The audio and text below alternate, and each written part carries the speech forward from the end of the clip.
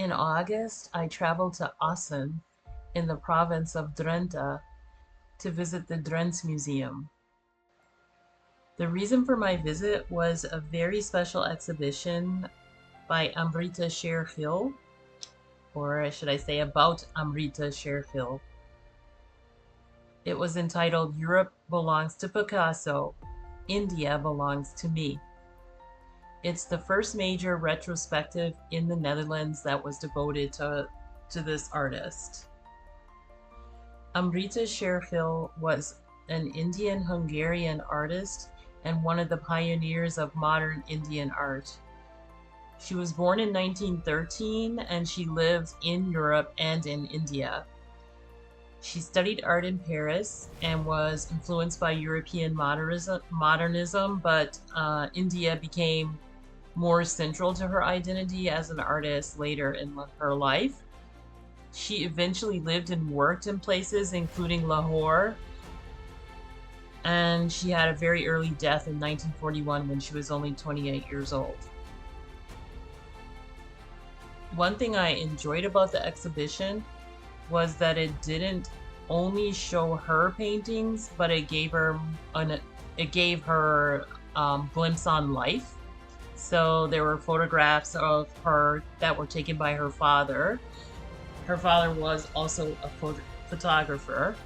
And seeing those photographs alongside her paintings made her feel more like a real person than just a famous artist from the past.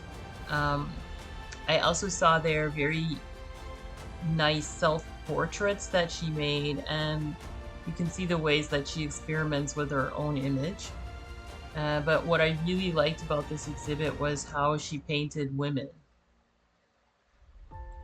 Her paintings reflect the different worlds in which she lived. So we see European women, but we also see a lot of women from India, and those paintings are very different in their color palette, in the clothing, and in the surroundings.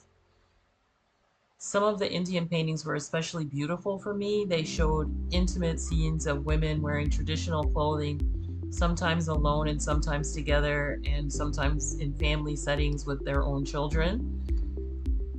The colors, the backgrounds, the clothing, and the skin tones are like different atmospheres as you go from one painting to the next. The exhibition also includes other people from Sher-Gil's world. There was a portrait of her husband, and another painting showed a musician holding a traditional instrument. But together these works give us a sense not only of the people she painted, but also of the cultural worlds that she lived in.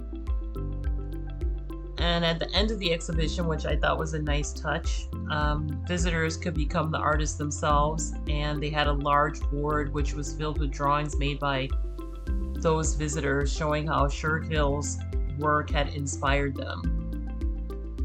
I like seeing the connection between an artist who died more than 80 years ago and the people who are encountering her work, meaning for the first time today.